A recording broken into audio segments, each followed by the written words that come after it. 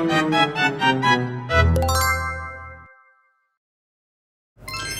guys, kembali lagi bersama aku, Zizi Putri Zakia. Kalian pernah lihat gak sih video yang kayak gini?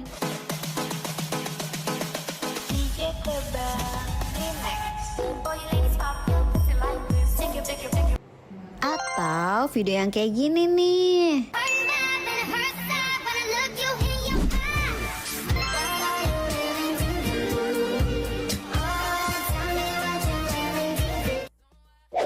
Penasaran gak sih itu maksudnya apa? Yuk ikut aku untuk aku jelasin. Video tadi itu namanya video pemasaran. Nah, kalau kita cari di Google, kata pemasaran itu kayak bisnis ya, padahal nggak juga loh. Emang sih istilah pemasaran sering banget dikaitin sama jualan barang atau jasa. Tapi dalam konteks sekolah, pemasaran itu bukan cuma soal menjual, melainkan tentang bagaimana sekolah memperkenalkan diri, membangun citra yang positif, dan menarik kepercayaan masyarakat. Jadi, manajemen pemasaran sekolah itu sebenarnya proses mengatur strategi supaya sekolah bisa dikenal, dipercaya, dan diminati oleh masyarakat.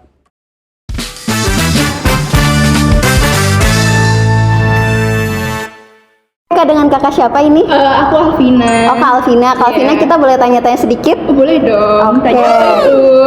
Kalau menurut kakak nih, promosi untuk sekolah itu penting apa enggak ya? Kalau menurutku sih promosi tentang sekolah itu penting ya, karena kan sekolah kan juga butuh siswa ya kan. Selain itu, dengan adanya promosi siswa itu kan warga sekitar kan jadi tahu apa prestasi yang didapatkan pada sekolah itu. Selain itu kan juga sehingga ketika mereka tahu prestasi tersebut kan kita yang punya anak jadi pengen dong nyekolahin anaknya ke sana gitu. Kalau menurutku gitu aja sih. Oke, terima kasih banyak Kak Alvina.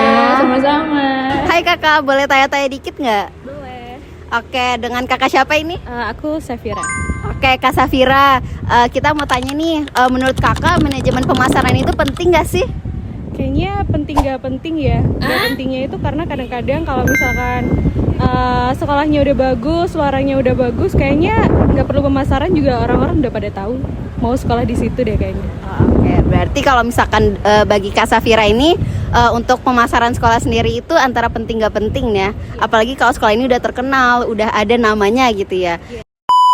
Emang betul ya, kalau sekolah itu udah ada nama, emang nggak perlu pemasaran lagi.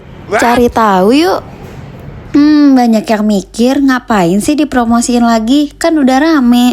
Tapi sebenarnya pemasaran sekolah itu nggak cuma soal nyari murid loh. Pemasaran itu juga tentang menjaga kepercayaan masyarakat, menunjukkan kualitas sekolah, dan membangun citra yang positif berkelanjutan.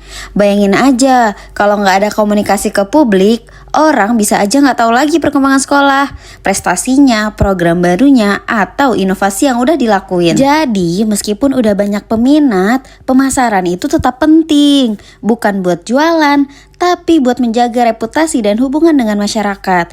Karena kalau kata orang marketing, dikenal itu bagus, tapi dipercaya itu yang luar biasa. Kalau kakak sendiri, kalau punya adik atau punya anak, bakal nggak ngelihat sekolah itu dari pemasaran sekolahnya atau promosi dari sekolahnya? Biasanya dari lulusannya dulu sih, karena biasanya dari mulut ke mulut kan. Kalau misalkan sekolah ini tuh sering menang lomba gitu, terus habis itu mungkin didukung dengan pamflet-pamflet dari sekolah itu sendiri sih kayaknya. Oh ya, terima kasih ya Kak. Oke. Halo Kak, sebelumnya perkenalkan, nama aku Zizi, nama Kakak? Oh, nama aku Sana. Oh iya, Kak Sana, boleh nggak kita tanya-tanya sedikit? Boleh. Menurut Kakak penting nggak sih pemasaran di sekolah itu? Untuk pemasaran di sekolah itu menurut aku sih penting ya, karena dari dilihat juga dari pemasaran sekolah itu siswa jadi tertarik, wali-wali santri juga jadi tertarik masuk sekolah itu. Jadi untuk pemasaran itu penting sih menurut saya. Oke, kalau kakak sendiri bakalan pilih sekolah itu berdasarkan dari promosi mereka atau gimana Kak? Untuk misalkan nih saya punya anak nanti ya, untuk memilih sekolah tuh pasti penting untuk melihat dari pemasaran mereka, tapi juga saya ngelihat dari penilaian-penilaian orang juga, penilaian-penilaian di internet apakah bagus. Nah kalau misalkan bagus, saya bisa masukin anak saya nanti di situ. Oke, terima kasih Kak Sana. Tadi kan kita udah dengerin ya pendapat dari masyarakat. Nah, sekarang kalau kita lihat dari sudut pandang guru dan kepala sekolah, gimana ya menurut mereka? Cari tahu yuk. Oke, Assalamualaikum warahmatullahi wabarakatuh. Perkenalkan dengan saya Zizi Putri Zakiyah, Bapak. Siang kali ini kita akan bahas dengan topik pembicaraan kita yaitu manajemen pemasaran di sekolah dengan bersama Bapak. Silahkan Bapak perkenalkan diri. Perkenalkan saya Khairul Huda, Kepala Sekolah SDN 1 Sidomulyo, Kecamatan Jabung, Kabupaten Malang. Oke, dan 1 Sidomulyo ini untuk tahun ini apakah memiliki peserta didik yang sudah melebihi batas atau sudah cukup Bapak? Saya rasa cukup ya, karena kalau misalkan kita menambah rombel lagi, itu sarprasnya, kelasnya terbatas.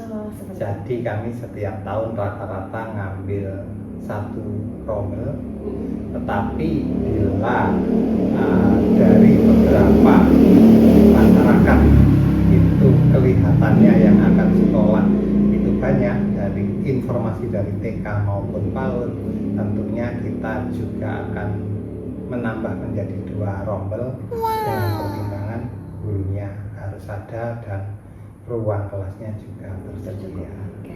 Baik, berarti untuk informasi di tahun ini itu cukup 1 rombel kelas Bapak, seperti itu? Kalau tahun pelajaran ini kita 2 rombel, tapi hanya mendapat murid sekitar 31. Ya, jadi 2 rombel. Oke. Dari Bapak sebagai kepala sekolah ini, bagaimana sih untuk sekolah ini dapat merumuskan visi atau strategi terkait pemasaran bagi peserta didik tersebut? Ya, perlu diketahui bahwa sekolah ini adalah sekolah di desa. Saya rasa tidak ada strategi yang berlebihan. Kita hanya menerima dari beberapa TK. Halo Kak, sebelumnya perkenalkan, nama aku Zizi, nama Kakak? Oh, nama aku Sana. Oh iya, Kak Sana, boleh nggak kita tanya-tanya sedikit? Boleh.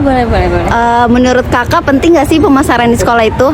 Untuk pemasaran di sekolah itu menurut aku sih penting ya, karena dari dilihat juga dari pemasaran sekolah itu siswa jadi tertarik, wali-wali santri juga jadi tertarik masuk sekolah itu. Jadi untuk pemasaran itu penting sih menurut saya. Oke, kalau Kakak sendiri bakalan pilih sekolah itu berdasarkan dari promosi mereka atau gimana Kak? Untuk misalkan nih saya punya anak nanti ya, untuk memilih sekolah tuh pasti penting untuk melihat dari pemasaran mereka, tapi juga saya ngelihat dari penilaian-penilaian orang, juga penilaian-penilaian di internet apakah bagus. Nah, kalau misalkan bagus saya bisa masukin anak saya nanti di situ. Oke, terima kasih Kak Sana. Karakter juga itu saya rasa sudah cukup untuk menarik minat dari peserta didik yang akan sekolah di sini, dan itu terbukti sudah cukup efektif karena selama ini sudah bisa mengcover seluruh masyarakat di sekitar desa Sidomulyo ini untuk bersekolah di sini. Berarti kalau misalkan apakah saya boleh tahu nih dan teman-teman yang lain juga, apakah SDN Sidomulyo ini memiliki media sosial seperti itu Bapak? Karena tidak bisa dipungkiri lagi kalau misalkan di zaman sekarang ini memang sudah zamannya digitalisasi seperti itu. Apakah dari sekolah juga sudah mulai untuk melakukan pemasaran atau promosi melalui media sosial atau seperti apa Bapak? Ya, di sekolah kita ada SD dan yang di depan itu SMP 3 Jabung 1 Atap. Kolaborasi dari awal untuk 3 medsos kita, yaitu untuk YouTube Spendijab, IG juga sama Spendijab, sama TikTok. Ada TikTok juga. Media sosial kita yang salah satunya berfungsi untuk menginformasi kegiatan apa, prestasi apa yang sedang dilaksanakan atau diraih oleh sekolah kita. Gunanya selain media sosial ini, selain untuk promosi juga untuk menginformasikan kepada masyarakat atau kepada wali murid khususnya bagaimana aktivitas atau prestasi-prestasi yang telah diraih di SDN Sidomulyo ini. Menurut Bapak Khairul sendiri sebagai kepala sekolah, lebih efektif untuk pemasaran diri sekolah ini secara media sosial maksud saya, atau secara door to door atau tadi mulut ke mulut atau sekitaran di SDN 1 Mulia ini? Kita cenderung ke menjaga kualitas pelayanan pendidikan. Saya rasa yang paling utama itu juga dari mulut ke mulut, dari wali murid yang lain, komite sekolah dan masyarakat sudah bisa menilai dan menjadi tambahan plus bila ada medsosnya. Bagaimana cara atau jitu atau tips and trick dengan teman-teman untuk menjaga citra baik nama sekolah ini, Bapak? Dengan melakukan pelayanan yang terbaik, tentunya akademiknya, ekstrakurikulernya, pengembangan karakternya, dan juga kita melaksanakan SPM, sekolah plus ngaji, itu juga signifikan bisa menyentuh hati wali murid karena di sekolahnya juga ada ngaji. Untuk program unggulannya sendiri, apakah tadi SPM atau ada program unggulan lainnya Bapak dari SDN 1 Sidomulyo? Saya rasa SPM cukup efektif. Selain ekstrakurikuler yang kita sering menjuarai di tingkat kecamatan, itu sudah sangat mengena untuk lingkungan di daerah sini. Oke, baik. Yang terakhir ini Bapak, apa tantangan terbesar dari sekolah sendiri dalam menghadapi kompetensi atau banyaknya sekolah yang ada di sekitar SDN Sidomulyo, atau tantangan terbesar dari pemasaran diri di sekolah itu? Saya rasa tantangannya adalah kita menjaga kualitas layanan saja. Bila kita bisa menjaga kualitas layanan di sekolah kita, baik kualitas akademik, ekstrakurikuler, SPN, dan lain-lain, tentunya itu sudah sangat cukup karena kita hanya perlu koreksi dan atas diri kita saja, bukan koreksi kepada kompetitor yang lain. Dengan kita bisa menjaga dengan baik, saya rasa itu sudah sangat cukup. Oke, baik, terima kasih Bapak atas ilmunya, atas sharing-sharingnya dengan kita semua di sini.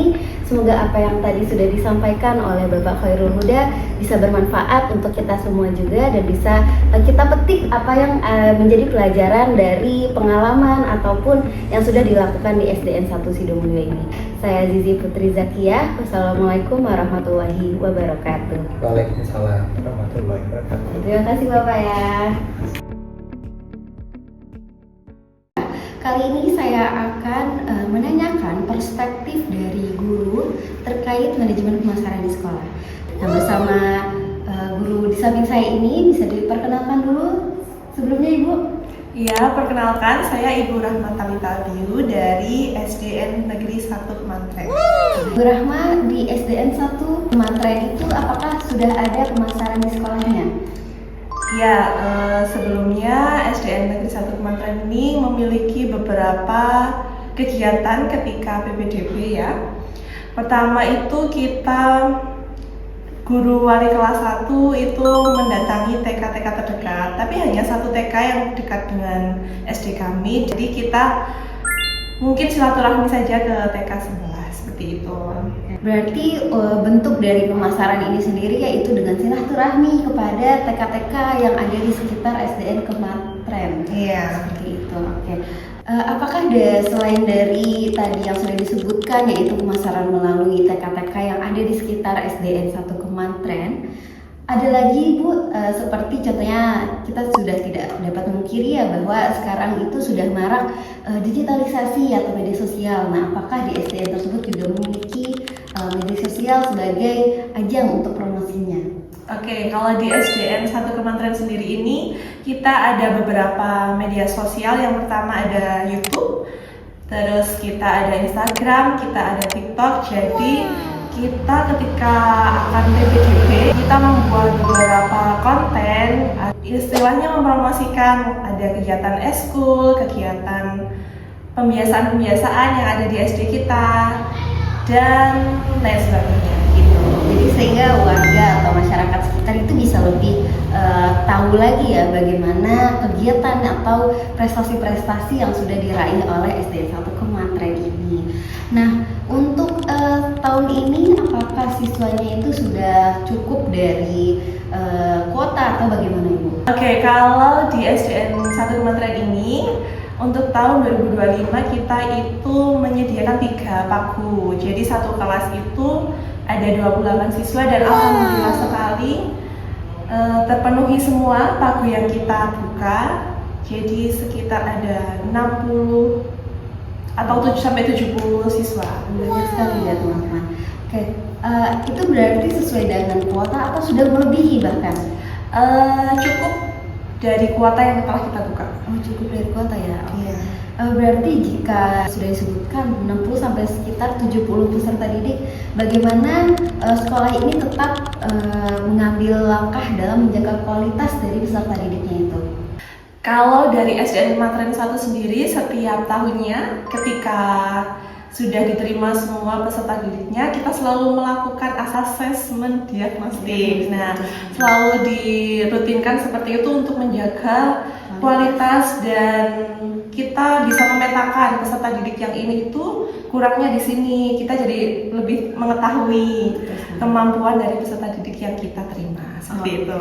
Berarti lebih kepada bagaimana kita sebagai seorang guru tentunya itu mengukur kemampuan dari peserta didik tersebut sehingga apa yang telah kita ukur itu menjadi evaluasi atau pegangan kita dalam meningkatkan kualitas dari peserta didik tersebut. Oke. Nah, menurut Bu Rahma sendiri ini dari segi pandang seorang guru, apa tantangan terbesar dari pemasaran sekolah saat ini? Kalau dari saya ya, selaku guru SD Kemantren, hal ini tuh mudah saja karena kita itu udah berada di zaman yang modern. Jadi banyak sekali hal yang kita bisa lakukan untuk promosi. Yang pertama ada media sosial itu sendiri. Yang kedua juga ada getuk tular ya, kalau bahasa Jawanya di sini tuh dari omongan orang lain ke omongan orang lain. Ya, mulut ke mulut. Ya, seperti itu. Dan ditambah lagi SDN 1 Kemantren untuk yang tahun 2025 ini kita alhamdulillah sudah mencukupi, jadi tinggal bagaimana kita sebagai SD menjaga kualitas untuk tahun-tahun kedepannya supaya lebih baik lagi. Oke. Mungkin itu tadi pertanyaan kita yang terakhir, Ibu Rahma. Terima kasih telah hadir dan juga memberikan kesempatan kepada saya untuk berbincang-bincang dan sharing sekitar pandangan dari seorang guru tentang manajemen pemasaran di sekolah. Saya Zizi Putri Zakia, pamit undur diri. Wassalamualaikum warahmatullahi wabarakatuh. Terima kasih Ibu. Sama-sama. Nah, itu tadi yang sudah dijelaskan oleh kepala sekolah dan juga guru bagaimana pandangan mereka terkait manajemen pemasaran sekolah. Dari sini semoga teman-teman semua paham ya apa itu manajemen pemasaran sekolah. Saya Zizi pamit undur diri. Bye bye.